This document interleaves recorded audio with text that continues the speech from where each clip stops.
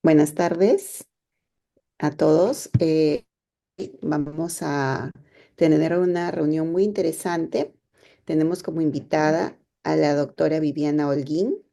Ella es oncóloga pediatra del Instituto Nacional de Enfermedades Neoplásicas y el día de hoy vamos a conversar acerca de algunas situaciones que se presentan con bastante frecuencia dentro de la especialidad, que son las emergencias al debut, o sea, al inicio o al diagnóstico de las leucemias, ¿no?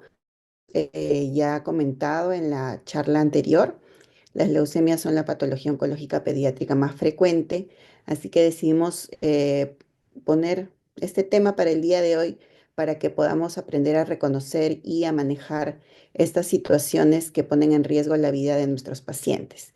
Bienvenida, doctora Viviana. Entonces vamos a empezar con la charla del día de hoy. Muchas gracias. Vivi, puedes compartir tu pantalla.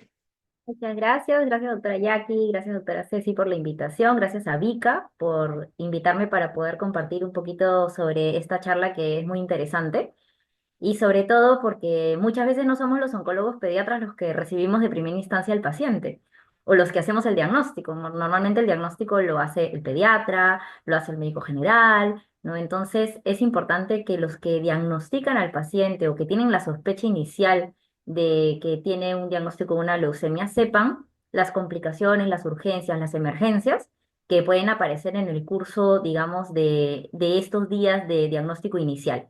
Y muchas veces nos van a poder ayudar incluso en hacer ese primer manejo cuando a veces el tiempo de referencia puede demorar un poco, ¿no? Entonces es súper importante que sepan reconocer estos signos de alarma, un poco de algún manejo, algo de repente muy sencillo, pero que puede ayudar incluso a salvar la vida del paciente, a veces simplemente con hidratación, que eso vamos a ver más adelante en la charla.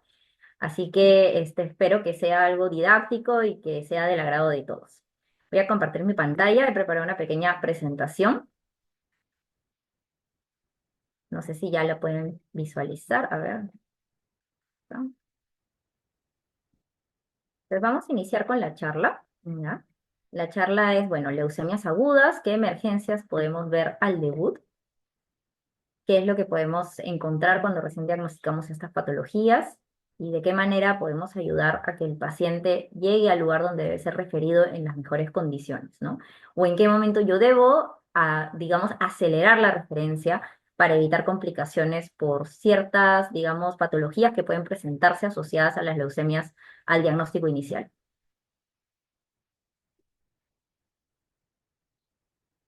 Bueno, a manera de introducción, saber que las leucemias son, bueno, el cáncer en general en los pacientes pediátricos es una de las principales causas de mortalidad en la infancia. Y hemos visto que en las últimas 2 décadas, a pesar de que, bueno, ha habido un avance en la supervivencia, igual sigue siendo una causa muy importante de mortalidad en los pacientes pediátricos, ¿no? Ha mejorado bastante los tratamientos, digamos que ahora la detección precoz del cáncer infantil está mucho más metido en nuestra cabeza, ¿no? Ahora sí pensamos en cáncer, antes de repente no se pensaba como un diagnóstico diferencial en un niño, ¿no? La terapia de soporte también ha avanzado en los últimos años y bueno, también ha mejorado el manejo de las situaciones urgentes que se pueden asociar al debut de estas enfermedades. Las urgencias y las emergencias oncológicas son, digamos, situaciones muy graves. Son entidades que necesitan un manejo oportuno para que el paciente pueda tener una mejor evolución y un mejor pronóstico y pueda iniciar el tratamiento de esta enfermedad de fondo de manera oportuna. Pueden ser potencialmente letales estas emergencias y es por eso que es súper importante que aprendamos a reconocerlo de manera temprana y que digamos que el tratar de hacer el diagnóstico etiológico no nos demore mucho el referir a ese paciente a una institución donde va a poder ser tratado. Vamos a empezar con una breve introducción, simplemente para recordar, creo que es algo que ya la mayoría sabe, que la leucemia es, digamos, la principal patología oncológica en la infancia, es la más frecuente en niños. Tenemos diferentes tipos de leucemia, pero la más frecuente es la leucemia linfática aguda, pero eso no quiere decir que no veamos también el otro tipo de leucemias, la leucemia mieloide, las leucemias de fenotipo mixto, ¿no? Y todas ellas conllevan cierto tipo de riesgos asociados al debut, ¿no? La leucemia, simplemente a manera de recordar, es una enfermedad maligna que se caracteriza porque va a haber un aumento descontrolado de glóbulos blancos en la sangre, ¿no? Estas células patológicas conocidas como blastos. Es la característica de la leucemia. Estos blastos empiezan a, digamos, multiplicarse de forma descontrolada en la médula, empiezan a invadirla, pueden invadir otros órganos como el hígado, pueden invadir el vaso, pueden ir a testículo, pueden ir a cerebro, ¿no? Y al estar invadiendo la médula va a alterar la producción de células buenas que necesitamos, las plaquetas, digamos los glóbulos rojos, ¿no? Y los mismos leucocitos van a verse alterados. Entonces, todos estos, digamos, estas alteraciones que va a presentar va a generar diferentes complicaciones asociadas a esta infiltración por los blastos, tanto de la médula como de otros órganos, o la aparición de localizaciones extramedulares de la leucemia, que es lo que vamos a ver ahora. En la actualidad, la leucemia linfática aguda, como ya mencioné antes, es el cáncer más frecuente en pediatría, pero digamos que si lo detectamos a tiempo y logramos tratarlo adecuadamente, la supervivencia puede lograr hasta un 80% o incluso más en países de primer mundo, ¿no? En nuestro país estamos llegando cerca del 60%, pero la idea es que esa supervivencia siga mejorando y en la medida en la que lo detectemos a tiempo, esta supervivencia también va a mejorar. Es muy importante diagnosticarlo de manera precoz, es muy importante el manejo oportuno de estos pacientes y es muy importante también reconocer las complicaciones asociadas al debut de esta enfermedad. El manejo es complejo y estos niños deben ser referidos a centros especializados donde puedan recibir tratamiento. Simplemente también para recordar un poquito, para no olvidarnos de los signos de alarma o lo que me debe hacer sospechar que el paciente pueda estar teniendo una leucemia de fondo. Los síntomas lamentablemente son inespecíficos, ¿no? No hay un síntoma marcador que me haga sospechar más fuertemente de una leucemia, pero sí, digamos que la unión de algunos de estos signos y síntomas sí me van a llevar más rápido al diagnóstico porque lo voy a sospechar con más fuerza. Hay síntomas inespecíficos, ¿no? El cansancio, el desgano, los dolores óseos, es algo que tenemos que tener en cuenta porque a veces es un síntoma recurrente, es un paciente que ha ido varias veces por emergencia por el mismo problema. Y son dolores intensos que impiden la actividad diaria, entonces sí prestarle atención cuando un paciente viene con esta sintomatología, tomarle un hemograma si es que ya ha ido en repetidas veces, y si encontramos alteraciones en el hemograma, bueno, pues sospechar de que ese paciente pueda tener una leucemia en instalación, ¿no? No siempre hay sudoración nocturna excesiva, lo vemos más en otras patologías. Sí vemos a veces fiebre prolongada, que son las clásicas fiebres de origen desconocido, donde sí definitivamente dentro de los diagnósticos diferenciales deben de estar las neoplasias, entre ellas la leucemia. Vemos pacientes que tienen palidez, no puede aparecer petequias por la baja de plaquetas, lesiones equimóticas, manifestaciones de sangrado. Obviamente, si ya tengo un paciente con esta sintomatología, estos signos, mi sospecha de repente va a ser un poco más fuerte de que no estoy frente a una enfermedad tan benigna. La hepatoesplenomegalia a veces es lo único que notan los papás. Notan un aumento del perímetro abdominal, se dan cuenta al momento que bañan a sus hijitos que palpan algo que está, digamos, agrandado, ¿no? Y les llama la atención y a veces por eso acuden al médico. Entonces, hacerle caso a los papás cuando tienen una preocupación, ¿no? Examinar bien al paciente, el examen físico es muy importante. ¿No? Si tenemos ya un paciente con una sospecha fuerte de leucemia, siempre en pacientes varones, sobre todo, examinar los testículos, porque son los santuarios de la leucemia, el sistema nervioso central, el testículo. Examinar los testículos, nos podemos llevar sorpresas, a veces la leucemia ya está ahí, podemos encontrar un testículo aumentado de volumen, consistencia indurada, ¿no? Puede infiltrar también las leucemias el riñón, puede infiltrar el sistema nervioso central. Y como les decía al comienzo, ¿no? De todas estas zonas donde puede aparecer la leucemia, es que se van a derivar las complicaciones y las urgencias que vamos a ver cuando tengamos un paciente con esta enfermedad. La pérdida de peso es rara, no es algo que se ve frecuentemente porque el curso de la leucemia es agudo, es rápido. Realmente no da tiempo de que el paciente pierda mucho peso hasta que llega la emergencia. Y la triada que más vemos es fiebre, anemia, manifestaciones de sangrado. Es algo que se ve frecuentemente en los pacientes que se diagnostican con una leucemia aguda. Entonces, cuando hablamos de urgencias y emergencias oncológicas que se asocian al debut en leucemia, no podemos dejar de hablar del síndrome de lisis tumoral. No solamente lo vamos a ver en leucemia, lo vamos a ver también en otras entidades, pero principalmente en leucemias, en linfomas. en enfermedades hematológicas que tienen gran carga de enfermedad, ¿no? Que pueden tener masas asociadas, que tienen gran carga de, digamos, leucocitos en sangre circulando. Vamos a ver que hay enfermedades que van a tener más riesgo de lisis tumoral que otras, ¿no? ¿Y qué cosa es la lisis tumoral? Bueno, son todas esas alteraciones metabólicas que van a derivar de que cuando yo tengo muchas células circulando en sangre, estas van a empezar a destruirse.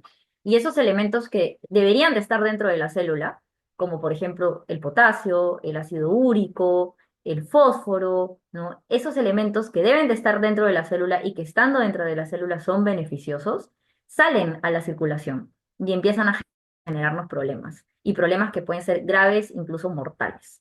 Entonces, ¿cuándo yo tengo que tener cuidado y sospechar de que un paciente pueda tener este problema?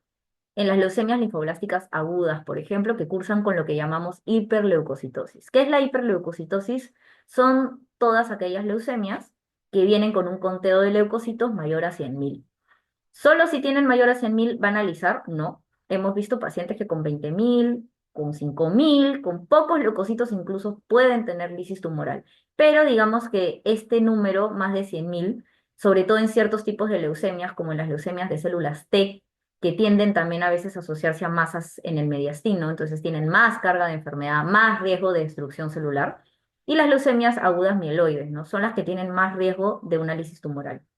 Entonces, si yo tengo un paciente con aquellos o uno con alguno de estos diagnósticos, tengo que estar muy atento a que este paciente puede lisar con el simple hecho de que yo inicie la hidratación del paciente. ¿Por qué se caracteriza el síndrome de lisis tumoral?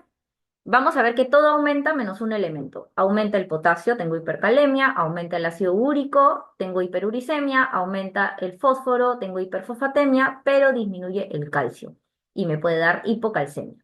Entonces, recordar eso, ¿no? Tengo tres elementos que suben, uno que baja.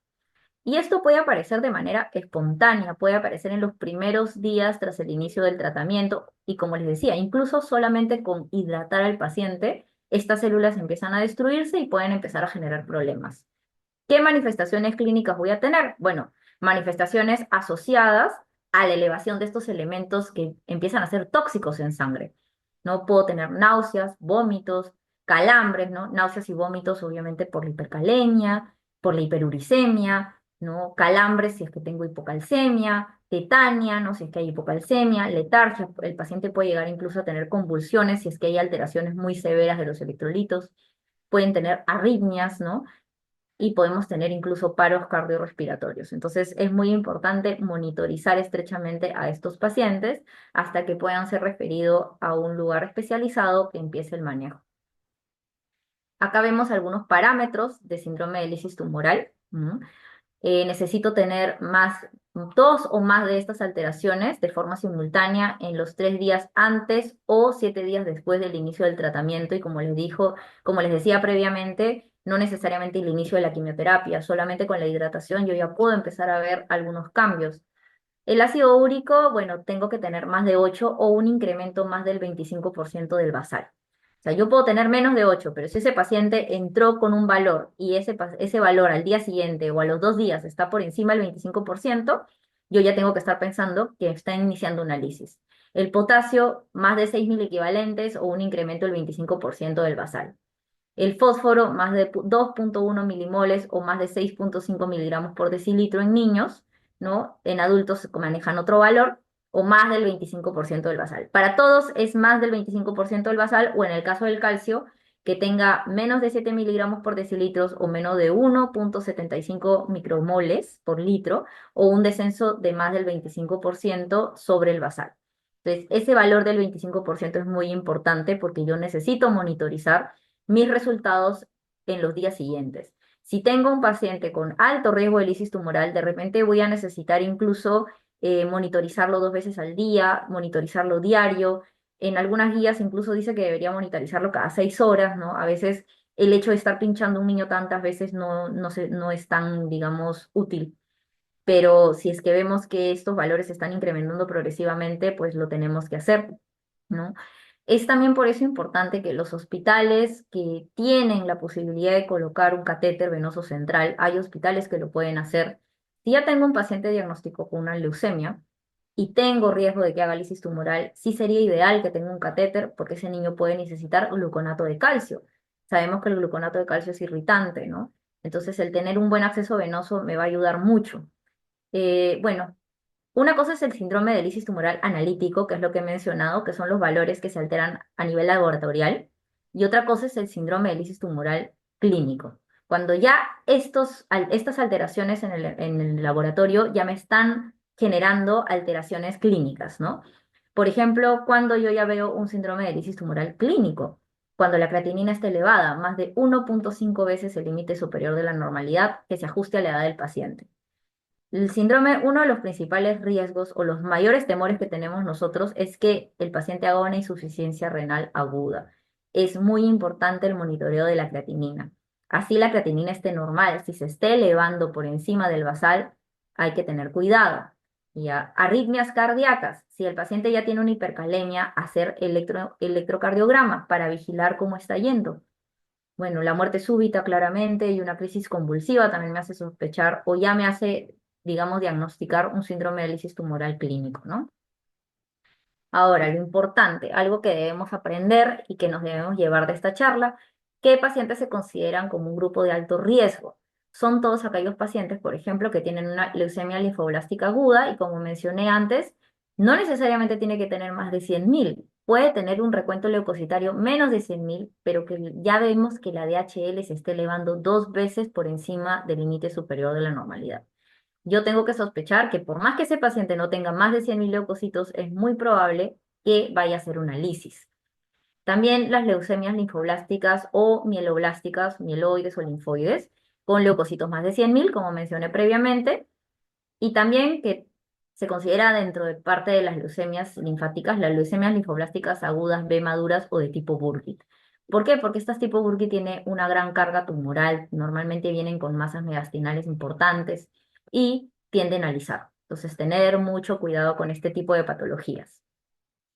Ahora, ¿qué medidas puedo yo instalar? Yo tengo medidas preventivas y tengo medidas de tratamiento. Obviamente quiero evitar que el paciente llegue a la lisis, ¿no? ¿Qué puedo hacer para evitar que eso pase? Bueno, como medidas preventivas, que esto debería darse antes del inicio de la quimioterapia, incluyendo el inicio de corticoides, porque a veces uno piensa que el corticoide no es parte del tratamiento, si bien no es un quimioterápico, es un pilar en el tratamiento en las leucemias. Entonces, idealmente, si el paciente todavía no tiene un diagnóstico, no tiene un aspirado, no tiene una citometría, que ya me haya hecho el diagnóstico, a pesar de que mi sospecha sea fuerte, porque puedo tener blastos en sangre periférica, no deberíamos idealmente iniciar corticoides, porque cuando nosotros vamos a hacer el estudio ya para hacer el diagnóstico, muchas veces sale falseado este diagnóstico porque ya recibió corticoides previamente. Y se reciben corticoides por tiempo largo antes de que empiece la quimioterapia, eso hace que el riesgo de la leucemia aumente incluso. Entonces, idealmente no corticoides hasta que yo ya tenga el diagnóstico con nombre y apellido. Es decir, que yo ya tenga un aspirado de médula, que ya tenga una citometría de flujo, que tenga un panel molecular, porque también necesitamos hacer diagnóstico genético y un cariotipo. Si no puedo hacer todo eso, es mejor esperar el inicio de corticoides y con solo hidratarlo, como está ahí escrito, con una buena hidratación yo ya estoy evitando que ese paciente tenga complicaciones por lisis tumoral y ya estoy ayudando bastante.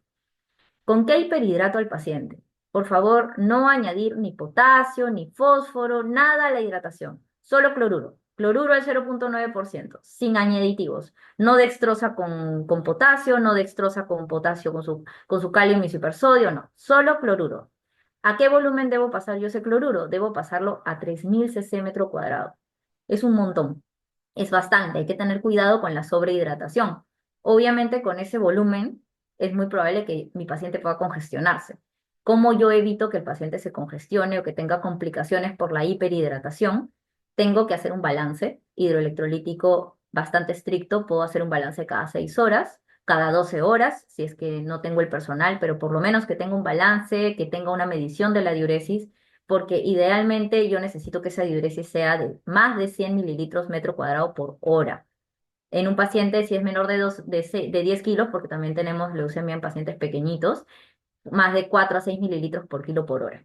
Yo necesito mantener eso para asegurar que todo ese líquido que yo estoy metiéndole al paciente lo elimine con la orina, ¿no? Si es que yo veo que mi balance a las 12 horas, a las 6 horas está muy positivo, tengo un balance más de 1000, por ejemplo, ¿qué hago con ese paciente? Pues le pongo furosemida.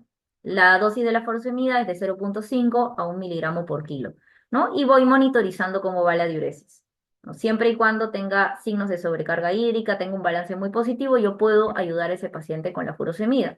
Y la furosemida también me va a ayudar indirectamente a eliminar ciertos electrolitos que pueden estar siendo nocivos que están circulando en sangre, ¿no? Antes, muchas veces se alcalinizaba al paciente, se le ponía bicarbonato en la hidratación, pero esta práctica ya está en desuso hace mucho tiempo. En la actualidad no se recomienda porque esto puede aumentar la precipitación de cristales de fosfato cálcico, ¿no? Bueno, disminuye además la solubilidad de los precursores de ácido úrico como la santina y la hiposantina, que ahorita vamos a ver por qué son importantes estos precursores, ¿no? Entonces, no alcalinizar. Con simplemente ponerle un cloruro a 3000 cc metro cuadrado, ya estamos ayudando bastante a que ese paciente, digamos, se estabilice y tenga menos riesgos de una lisis tumoral. En cuanto a los agentes uricosúricos, hemos hablado de que en la lisis tumoral voy a tener una elevación del ácido úrico, ¿no? ¿Cómo yo voy a combatir esta elevación del ácido úrico? Tengo dos formas. El alopurinol, que es conocido, es más asequible, ¿no? Lo podemos tener en varios, digamos, algunos hospitales, en algunos centros de salud, incluso de repente tenemos alopurinol. Como sabemos, el alopurinol es un inhibidor de la santina oxidasa. Lo que hace es, acá justo he puesto un cuadrito, ¿no? Lo que va a hacer es bloquear la conversión de la hiposantina en santina, ¿no? Entonces, al yo bloquear la conversión de la hiposantina en santina, voy a evitar que esto se convierta en ácido úrico, ¿no? Que se forme ácido úrico y que este ácido úrico de esta manera no pueda precipitar a nivel de los túbulos renales, causándome un taponamiento renal que me va a llevar posteriormente a una insuficiencia renal aguda, ¿no? Pero ¿cuál es el problema? Que en realidad el holopurinol, claro, me va a actuar evitando que se forme, digamos, el ácido úrico, pero lo que ya se formó ya no lo vamos a destruir, ya está formado, ya está generando daño. Entonces, digamos que el holopurinol encima tiene una demora en su tiempo de acción. Demora aproximadamente entre unas 24, incluso algunas bibliografías dicen que hasta 48, 72 horas en empezar a actuar. Entonces, idealmente yo debo ya empezar el allopurinol antes de iniciarle el tratamiento, ¿no? Y vuelvo a mencionar, incluyendo a los corticoides dentro del tratamiento. Normalmente cuando los pacientes llegan a nosotros y ya han recibido una hidratación, si están con alopurinol y están bien, y yo ya tengo un diagnóstico, ni bien llega o a los pocos días yo puedo iniciar el corticoide. Entonces, si ya ha estado recibiendo alopurinol, nos ayuda a que ese paciente, digamos, tenga menos riesgo de una lisis o que si está lisando, tenga menos riesgo de un taponamiento renal. ¿Cuál es la dosis del alopurinol? Usamos 10 miligramos por kilo, dividido en cada 8 horas, ¿no? Esa es la dosis que se utiliza. Ahora, ¿cuál es el otro agente uricosúrico que tenemos? Bueno, que lamentablemente no tenemos, por lo menos nosotros en el INEN no lo tenemos, es la rasburicasa, ¿no? La rasburicasa es un recombinante de la enzima uratoxidasa. ¿Y cuál es la ventaja con respecto al alopurinol? Que la rasburicasa transforma el ácido úrico en la lantoína. ¿Y la lantoína qué es? Es un compuesto que es 5 veces más soluble que el alopurinol, que el ácido úrico, ¿no? Entonces es mucho más fácil que se elimine por orina. Y además va a convertirme, el ácido úrico ya formado, lo va a convertir en alantoína. Entonces me sirve tanto para lo que se ha formado como para lo que se va a formar. Me disminuye muy importantemente los niveles de ácido úrico en las primeras 4 horas de su administración, ¿no? Les pongo igual la dosis porque de repente alguien en alguno de sus centros lo puede tener, ¿no? No sé si creo que en salud lo tienen, ¿no? Se administra por vía endovenosa, la dosis es 0,15 a 0,2 miligramos por kilo. Esto se diluye en 50 mililitros de suero fisiológico y se pasa en una infusión de 30 minutos. Entonces, estos son, digamos, las estrategias que tenemos para disminuir el ácido úrico y evitar el taponamiento renal y evitar así una insuficiencia renal aguda, ¿no? Entonces, acá he puesto un pequeño cuadro sobre las diferencias entre lopurinol y rasburicasa, ¿no? Obviamente el costo de la rasburicasa es alto, por eso es que no está disponible para todos, pero siempre es importante saber que si lo tenemos disponible, lo podemos utilizar. Ahora, vamos al tratamiento. Hemos hablado ahorita de las medidas preventivas, ahora ya se instaló el síndrome de lisis tumoral, ya tengo las complicaciones, ¿qué hago? Ya no puedo volver atrás, ya está el síndrome de lisis tumoral clínico o laboratorial instalado. Para manejar la hiperuricemia, realmente el único tratamiento es hiperhidratación y también sirve la rasburicasa, ¿no? Se recomienda mantener el tratamiento durante 3 a 7 días en función de los niveles del ácido úrico. Como en la mayor parte de centros no vamos a tener la rasburicasa, lo que puedo hacer es hiperhidratar al paciente y usar diuréticos, ¿no? Para ayudar a evitar la sobrehidratación. Si tengo hiperfosfatemia. Si los casos son asintomáticos, no tengo problemas por el fósforo, solamente asegurar una buena hidratación y una buena diuresis. Con eso es suficiente.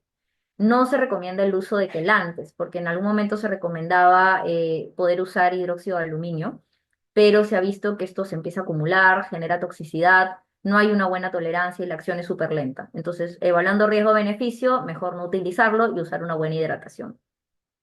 ¿Qué pasa si tengo hipocalcemia? Si es asintomático, por favor, no utilizar reposición de calcio, no usar gluconato de calcio. ¿Por qué? Porque si tengo una hipocalcemia que es asintomática y yo le pongo calcio a ese paciente, voy a favorecer la formación y precipitación de cristales de fosfato cálcico. Esto se va al riñón, lo va a taponar y me va a causar una insuficiencia renal aguda. Entonces, si hay una hipocalcemia asintomática, no usar gluconato de calcio. Ya, ¿cuándo debo usar gluconato de calcio? Solamente si tengo síntomas de hipocalcemia, ¿no? Entonces, si tengo tetania, si tengo calambres y tengo un calcio bajo, obviamente ahí sí tendría que iniciar tratamiento para ese paciente, ¿no? El gluconato de calcio es el gluconato al 10%, la dosis es de 50 a 100 miligramos por kilo por endovenoso. Recordar que idealmente debo pasarlo por una buena vía, no pasarlo por una vía periférica porque puede quemar y monitorizar con electrocardiograma a este paciente. Entonces, simplemente usarlo si es que tengo síntomas, si no, preferiblemente no utilizarlo. Y la hipercalemia, ¿no? La hipercalemia se trata como cualquier otra hipercalemia por distintas causas. La hipercalemia ya sabemos que si, bueno, si es asintomático y tiene un potasio que está en más de 6 miliequivalentes por litro, puedo utilizar furosemida a 1 miligramo por kilo e iniciar tratamiento con resinas de intercambio iónico que, bueno, no siempre están disponibles, pero si es que lo tenemos se puede iniciar, pero por lo menos asegurando una buena hidratación y el uso de diuréticos, yo puedo ayudar a que ese potasio baje. Pacientes sintomáticos que tienen más de 7 milivalentes, ahí sí tenemos que tener cuidado porque recordar que el potasio elevado puede causarme arritmias fatales, puede causarme un paro cardíaco así súbito. Entonces sí necesito tener cuidado en este tipo de pacientes. Ahí sí tengo que iniciar medidas de forma urgente. ¿Qué debo hacer? Iniciar gluconato de calcio al 10% a 1 mililitro por kilo endovenoso y eso lo paso en 10 minutos, ¿no? Es necesario realizar, obviamente, un monitoreo de la función cardíaca, ¿no? Y en caso de bradicardia tengo que suspender. Es por eso que es mejor estas medidas.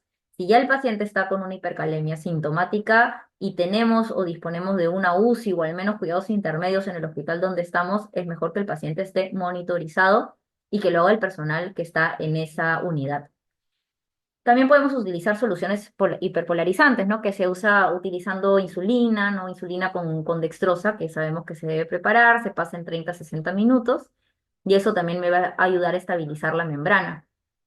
El uso de furosemida también me va a ayudar a eliminar el potasio, y algo que nos ayuda, incluso ni siquiera es nebulizado, usando salbutamol inhalado, por ejemplo, si yo le pongo 3 puff, 4 puff cada o 6 horas, cada 4 horas, voy a ayudar a que ese potasio baje también. Entonces son medidas que puedo instalar, ¿no? Pero este paciente sí debería estar monitorizado en una unidad de cuidados intermedios o en una unidad intensiva, o al menos si es que lo tengo en emergencia, en donde tenga un monitor en shock trauma, donde sea, donde pueda monitorizar la función cardíaca, ¿no? Y cuando estas medidas lamentablemente fracasan y se produce una falla renal aguda, ya este paciente tiene que ir a una diálisis. ¿Que hemos tenido pacientes que han ido a diálisis? Sí. Pacientes que han tenido gran lisis tumoral, a pesar de todas las medidas, no hemos podido solucionarlo o revertirlo y los pacientes han terminado en diálisis. Es por eso que es muy importante el manejo de la lisis tumoral. Terminando el tema de lisis tumoral, que creo que era el más amplio, porque sí me interesaba que conozcan un poco, al menos algo del manejo y qué cosas puedo hacer yo en mi centro para ayudar a ese paciente, ¿no? Vamos a pasar a otro tema que va muy de la mano de la lisis tumoral, que es la hiperleucocitosis. Ya hemos visto que una de las complicaciones de la hiperleucocitosis es la lisis tumoral. Pero no es la única complicación que tiene otras complicaciones. La leucostasis, que ya vamos a ver qué es la leucostasis, es la principal complicación y constituye una emergencia médica. Y el tratamiento sigue siendo nuevamente hiperhidratación. Pero este paciente sí necesita iniciar rápidamente tratamiento citorreductor. ¿Qué es el tratamiento citorreductor? La quimioterapia, el inicio de corticoides. Necesito referir a este paciente rápidamente. Esto es una emergencia. El paciente debe llegar al centro donde debe ser tratado lo más pronto posible. Yo tengo que acelerar mi referencia y por favor pedir que este paciente llegue a un centro donde pueda iniciar tratamiento. ¿Cuándo tengo este problema de la hiperleucocitosis? Cuando los leucocitos son más de 100.000, ¿no? Ahí sí veo leucostasis, veo problemas. Se ve principalmente en las leucemias, pero muy frecuentemente en las leucemias mieloides, incluso con niveles menores de 100.000, como lo habíamos mencionado anteriormente. Esta hiperleucocitosis puede darme lugar a una leucostasis, ¿no? Que es una de las principales complicaciones, como mencioné, síndrome de lisis tumoral que ya lo hemos hablado, y también puede generarme una coagulación intravascular diseminada, ¿no? Y llevar a este paciente a episodios de hemorragias terribles que necesitan politransfusiones. Entonces, hay que tener en cuenta a estos pacientes. Es por eso que es importante que sean referidos rápidamente a, a una institución o a un hospital donde tenga un banco de sangre, donde pueda recibir soporte transfusional, entre otros, ¿no? Cuidados intermedios, cuidados intensivos. Ya puede también, queda esta leucostasis. Al tener tanta carga celular, la sangre se vuelve más viscosa. Al ser más viscosa, puedo presentar obstrucción de los vasos sanguíneos secundaria al aumento de los recuentos leucocitarios, ¿no? Esto me genera mayor viscosidad, me genera una obstrucción de los vasos sanguíneos y esto ¿a qué me lleva? A una hipoxia tisular. Los tejidos no se oxigenan de manera adecuada, no, entonces empiezo a tener fallo de órganos y eso es muy peligroso. ¿Cuáles son los órganos más frecuentemente afectados por la leucostasis? El pulmón y el sistema nervioso central. Es por eso que es tan importante derivar al paciente a tiempo hiperhidratar al paciente también para evitar que esto pase. Acá vemos dos imágenes, por ejemplo, tenemos a la mano izquierda un pulmón, ¿no? Que vemos claramente como si estuviera congestionado, pero eso no es una congestión por hidratación, eso se llama leucostasis, ¿no? Claramente este paciente va a tener insuficiencia respiratoria, va a necesitar soporte oxigenatorio, ¿no? Incluso estos pacientes pueden llegar a requerir ventilación mecánica. Es por eso que es importante la identificación de estos cuadros. Y en el sistema nervioso central también puedo tener hemorragias incluso intracraneales. Estos pacientes pueden llegar a tener convulsiones. Entonces, son cuadros severos, cuadros graves, ¿no? Y es importante saber identificarlos a tiempo y derivarlos y darle al menos el manejo más básico que es la hiperhidratación. Medidas de soporte. ¿Qué puedo hacer en un paciente que tiene leucostasis, que tiene una hiperleucocitosis y estoy empezando a ver problemas en otros órganos? La hiperhidratación, que le hemos mencionado bastante, igualmente solo con cloruro al 0,9%. Para evitar la sobrecarga hídrica, ya sabemos que el uso de diuréticos me va a ayudar, el balance hidroelectrolítico para yo saber cómo está mi ingreso y mi egreso de fluidos, el alopurinol, como ya lo hemos mencionado, como hemos dicho, puede generar problemas de coagulación intravascular diseminada, entonces este paciente va a necesitar transfusión desde plaquetas, transfusión de plasma. En cuanto al paquete globular, sabemos que esto me puede aumentar aún más la viscosidad sanguínea.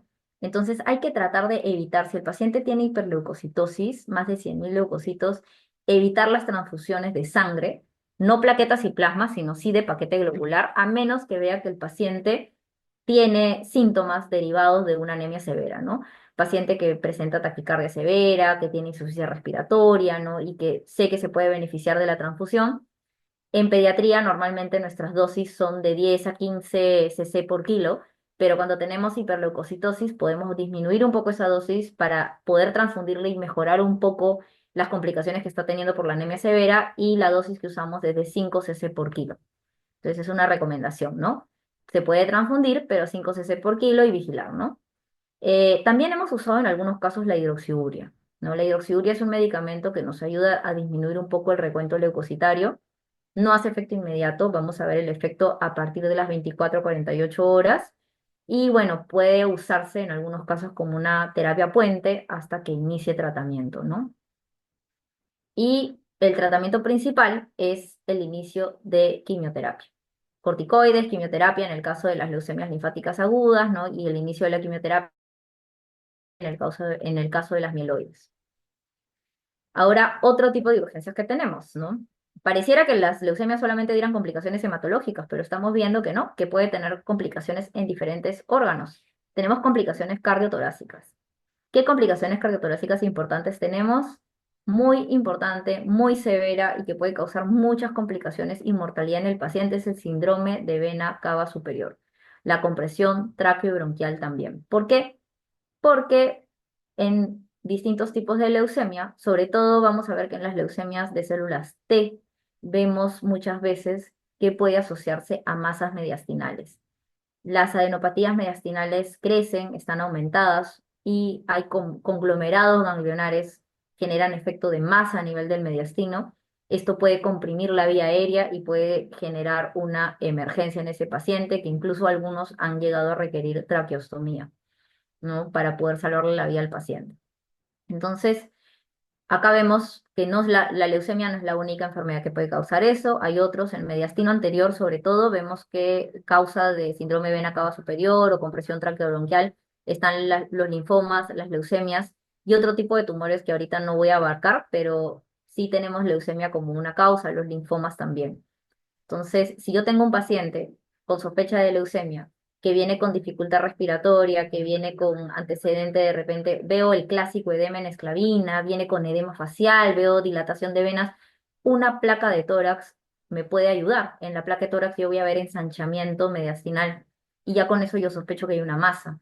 Ese paciente debe ser referido de manera inmediata y si no tengo para referirlo, pero tengo una UCI, una unidad por lo menos de cuidados intermedios, algo más, sí necesitaría ser evaluado para poder iniciarle algún soporte ventilatorio si es que lo requiere. Como les decía, método diagnóstico inicial es la radiografía simple de tórax, ¿no? Ahí puedo ver con un simple ensanchamiento mediastinal, yo ya puedo hacer mi diagnóstico de que hay una masa, ¿no? Que está generando problemas. Puede haber derrame pleural asociado también en muchos casos, puede haber derrame pericárdico. Hemos tenido pacientes muy graves que han estado intubados, han requerido drenaje pericárdico, drenaje pleural, y con eso, más el inicio del tratamiento, que es la quimioterapia, en este caso, lo único que le va a ayudar a este paciente aparte de las medidas de soporte, es el inicio inmediato de tratamiento. Hay muchos hospitales donde de repente el hecho de que el paciente esté intubado, el hecho de que el paciente esté con drenajes, piensan que es una contraindicación de que el paciente inicie quimioterapia. Y no es así. Si yo tengo una masa mediastinal, por más que yo haga lo que haga y no le inicie quimioterapia a ese paciente no va a mejorar. Entonces, justamente ese paciente está en la UCI, está en una unidad crítica, para que yo pueda darle el tratamiento que necesita. Al iniciar quimioterapia, esa masa va a disminuir, va a descomprimir lo que está comprimiendo, necesito darle todo el soporte necesario y ese paciente muy probablemente va a salir adelante. Obviamente la mortalidad en estos casos es bastante alta, pero si yo hago las medidas de manera precoz, lo manejo en una unidad que está capacitada para poder colocar drenaje, etcétera, puedo hacer que ese paciente salga adelante y con el inicio del tratamiento mejore, ¿no? Entonces, estos pacientes sí es importante, acá sí, por ejemplo, si yo tengo un paciente con una masa mediastinal, una alta sospecha de una leucemia linfática o un linfoma, muchas veces, si no tengo la oportunidad de referirlo rápidamente o no va a poder llegar al lugar donde debe iniciar tratamiento quimioterápico, a pesar de que de repente yo no tenga totalmente el diagnóstico, sí estaría justificado iniciar corticoides, ¿no? Porque es lo único que le va a salvar la vida al paciente. El corticoide ayuda a disminuir las masas mediastinales. Entonces me puede ayudar a que mejore, digamos, el problema respiratorio, ventilatorio que está teniendo el paciente, pero solamente en esos casos. Si es que yo puedo evitar dárselo y no comprometo la vida del paciente, es mejor evitarlo hasta que se logre hacer el diagnóstico etiológico, la biopsia o lo que me ayude a llegar al diagnóstico de la enfermedad. Acá vemos un pequeño algoritmo, ¿no? Si tengo una masa mediastinal anterior, que como hemos visto es donde vamos a ver las masas que pueden producirse por linfomas, por leucemias, y ese paciente, bueno, si es que tiene un fallo respiratorio inminente, necesito elevar la cabecera, porque obviamente al estar totalmente echado, ese paciente va a tener mayor compresión, va a tener más dificultad respiratoria.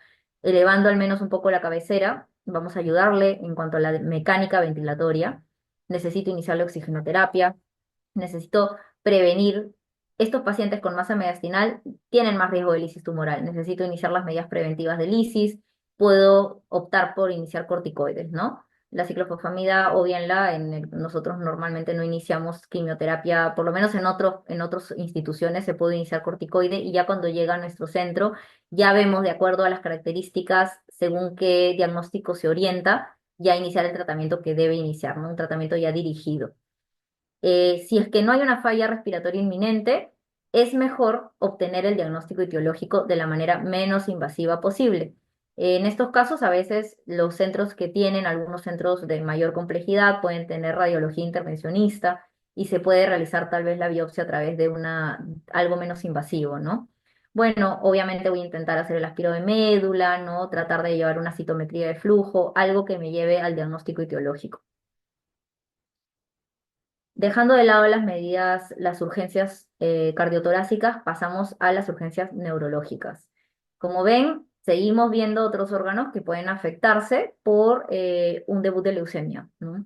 Las urgencias neurológicas, vamos a ver que en las leucemias pueden debutar incluso al inicio con síntomas en el sistema nervioso central, en un 9,9% en las leucemias linfáticas y hasta en un 6,1% en las leucemias mieloides agudas.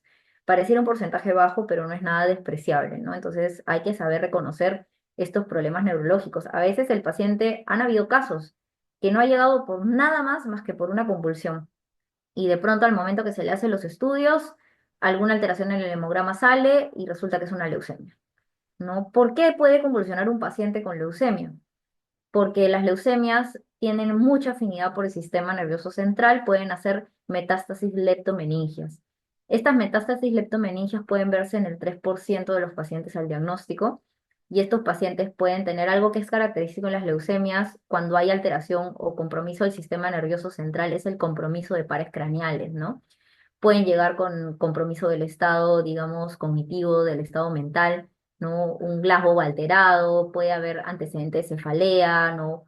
Pueden haber vómitos explosivos, puede haber también dolor irradiado, por ejemplo, cuando hay compromiso de pares craneales, puede estar comprometido el nervio trigémino y hay mucho dolor. Entonces, todo eso nos debe hacer sospechar.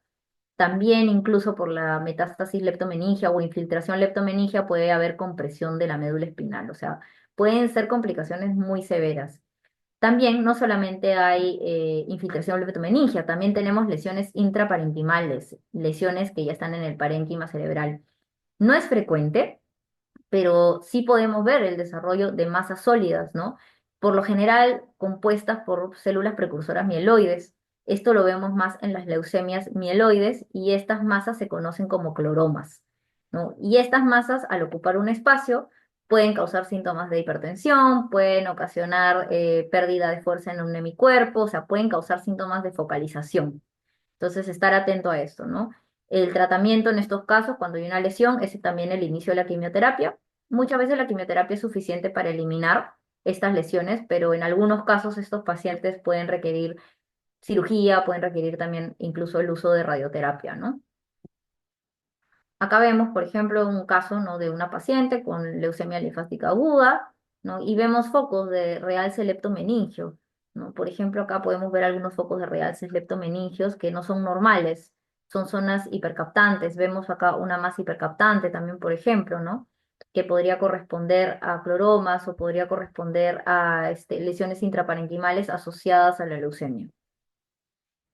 Otra urgencia neurológica, que esto en realidad ya es más una emergencia, es la compresión medular. La compresión medular es una de las complicaciones más serias que tenemos por cáncer. ¿Ya? No, acá, por ejemplo, he puesto un ejemplo diferente. Esto no es una leucemia, es un sarcoma de Ewing, ¿no? Que es un tipo de cáncer que da muchas veces, puede dar compromiso axial y generar compresión medular, pero es para que uno más o menos se haga la idea de la gravedad del asunto, ¿no? Las leucemias también pueden generar este problema, ¿no? Vemos que puede ocurrir en el 5% de los pacientes al debut de la enfermedad, ¿no?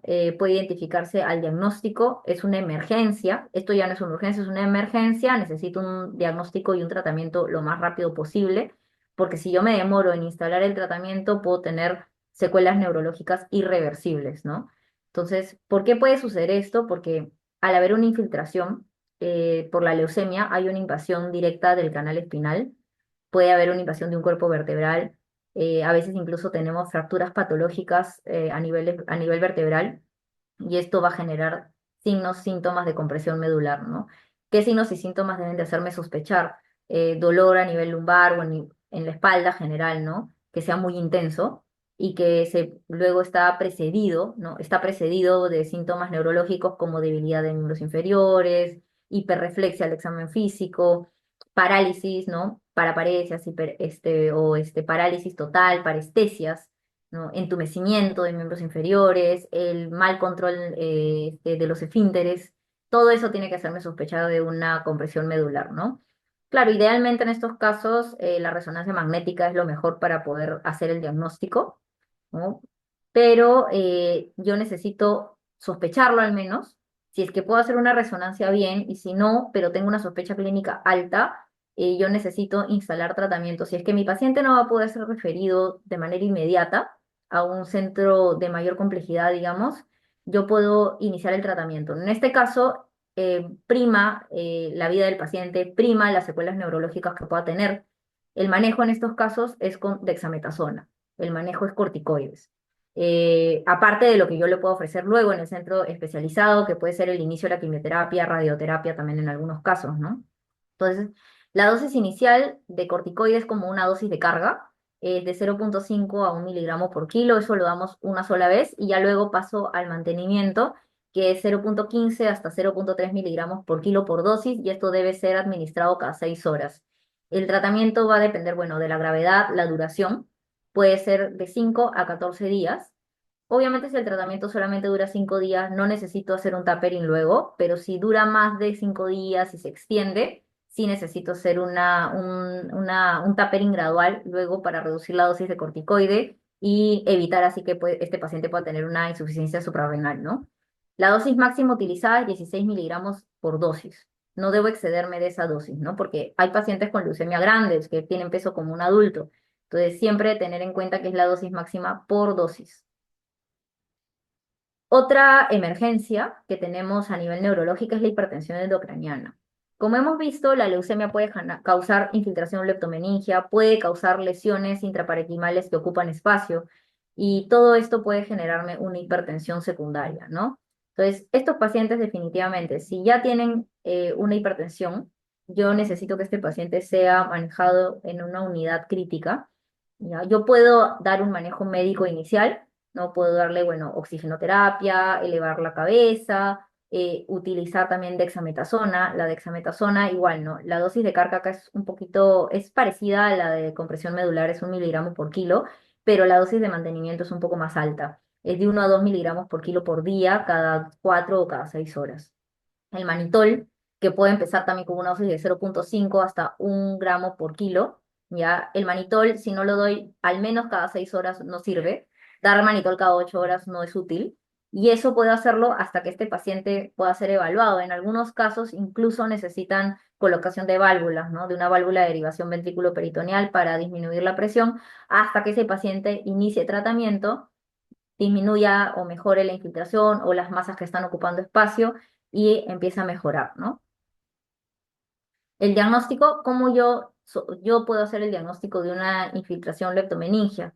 Bueno, la manera de hacer diagnóstico es con bueno, con una punción lumbar, ¿no? Y esas células las analiza hematología especial, ¿no? Un hematólogo que va a buscar blastos justamente en el líquido cefalorraquídeo. No debo hacer una punción lumbar si sospecho de que el paciente tiene, cuando hay hipertensión endocraniana, porque acuérdense que puedo causar enclavamiento. Si yo le coloco las medidas médicas, disminuyo la presión con manitol, sí puedo llevarlo luego, si el paciente mejora, a una punción lumbar, ¿no? Para poder hacer el diagnóstico. Esto normalmente ya lo hacemos en el centro de referencia. Y también puedo ver infiltración a través de imágenes por resonancia, ¿no? Eso también me da zonas de captación anómala del contraste y eso me hace sospechar de que puede haber una infiltración leptomeningia. Y bueno, para ya ir finalizando con la charla, otra emergencia muy frecuente y que vemos en las leucemias son las hemorragias, ¿no? Las trombosis son menos frecuentes, pero también las vemos, pero hemorragias sí, porque justamente al estar infiltrada la médula, estos pacientes pueden tener plaquetopenias muy severas Hay leucemias especialmente que se asocian a trastornos muy importantes de coagulación. Voy a mencionar una en específico, que es la leucemia promielocítica. Cursa con trastornos de coagulación terribles. Estos pacientes pueden tener sangrados del sistema nervioso central, pueden tener epistaxis masivas. Entonces, es muy importante tener en cuenta esto, ¿no? El sangrado y la trombosis son factores de riesgo importante de muerte precoz en pacientes con leucemia. O sea, los pacientes a veces incluso antes de iniciar tratamiento pueden fallecer por este tipo de complicaciones. Los pacientes con leucemia aguda, como vimos previamente, no son pacientes que tienen hiperleucocitosis, muchos de ellos tienen este problema, pueden tener una coagulación intravascular diseminada, tienen problemas de hipercoagulabilidad o también en algunos casos, y hay que manejar, ¿no?, este problema, ¿no? A veces pueden tener sangrados muy importantes o pueden generar trombos. Hay pacientes que pueden tener trombosis de senos venosos, de seno cavernoso, o sea, es muy, muy peligroso. Por eso es que hay que estar atentos a los signos de alarma que pueden presentar estos pacientes, ¿no? Bueno, este tipo especial de leucemia que les menciono, que es la leucemia promielocítica, que es cuando nosotros detectamos un paciente con leucemia promielocítica, tratamos de aceptarlo lo más rápido posible e iniciar tratamiento y hacer el diagnóstico en las siguientes 24 horas que el paciente llegó. Tenemos un laboratorio de genética que incluso lo maneja como una emergencia para darnos el diagnóstico lo más pronto posible e iniciar tratamiento. Y el tratamiento es el ácido transretinoico en este tipo de leucemias, que mejora, bueno, ha mejorado bastante la sobrevida en este tipo de leucemias, pero a pesar del tratamiento no se ha modificado significativamente la tasa de muertes por hemorragia temprana. O sea, inclusive dándole el tratamiento, estos pacientes pueden fallecer por cuadros hemorrágicos muy importantes. ¿Qué debo hacer en estos pacientes? Bueno, en pacientes con leucemias, en la institución, el ENINEN, manejamos una cifra de 30.000 como punto de corte para decidir la transfusión de plaquetas. Obviamente, si tengo un paciente que ha tenido, hay pacientes que pueden tener incluso hemorragias digestivas, hemorragia digestiva alta, de hemorragia digestiva baja, epistaxis masivas. Si yo ya tengo un sangrado instalado, ya mi punto de corte no va a ser 30.000, probablemente va a ser 50.000, 70.000, ¿no? Son pacientes que con valores un poquito más altos de plaquetas, yo igual los voy a transfundir porque ya tengo un sangrado o es un paciente que ya previamente ha sangrado. Pero si son pacientes que no tienen un sangrado activo y tienen una leucemia en debut, mi punto de corte es 30.000. Con plaquetas, perdón, menos de 30.000, yo debería estar transfundiendo a este paciente. Y en las leucemias promielocíticas, el punto de corte es 50.000. Yo debo mantener mis plaquetas por encima de 50.000. ¿Y cómo es la transfusión de plaquetas? Es una unidad simple por cada 5 kilos de peso, o cuando tengo concentrado de plaquetas es 10 cc por kilo para poder darle el soporte a ese paciente, ¿no? También puedo necesitar el uso de plasma fresco congelado o de fibrinógeno. En los pacientes con leucemia pleomielocítica sí debo tener en cuenta los valores, debo mantener un nivel de fibrinógeno por lo menos cercano a 150 miligramos por decilitro y debo mantener el INR, el TP, el TTPA en valores normales. Si es que no están en un valor normal, yo tengo que pasarle plasma fresco a ese paciente, tengo que iniciar vitamina K y darle todo el soporte, ¿no? Y debo transfundir paquete globular. Nosotros en leucemias también manejamos un valor por lo menos por encima de 8, ¿no? Para que ese paciente esté tranquilo y como mencioné previamente, la dosis que utilizamos es de 10 a 15 cc por kilo. Para ya acabar la charla, hay que tener en cuenta que la mayoría de las urgencias oncológicas van a ocurrir por las alteraciones metabólicas que conlleva el hecho de tener alteración en, digamos, los valores de los leucocitos, la destrucción celular, el tratamiento citorreductor, que es la quimioterapia, los corticoides, la compresión del tumor sobre órganos vitales, y estos pueden presentarse en cualquier momento de la enfermedad e inclusive al debut, ¿no? Eso recordar. Al debut yo ya puedo ver estas complicaciones y debo estar preparado ya sea para manejarlas si es que puedo hacerlo y tengo, digamos, las herramientas en el centro donde estoy, y si no, para derivarlo, referirlo lo más pronto posible, ¿no? Entonces es muy importante saber identificarlas, poder estabilizar al paciente y, bueno, aplicar las medidas terapéuticas necesarias de manera precoz. Y si no lo puedo hacer porque no tengo los recursos en mi centro, referir al paciente lo más pronto posible. Eso sería todo. Bueno, muchas gracias. Espero que haya sido entendible la charla. Sé que han sido varios temitas, pero creo que era lo más importante para dar a conocer en cuanto a las emergencias y urgencias que vemos al debut de una leucemia. Muchas gracias.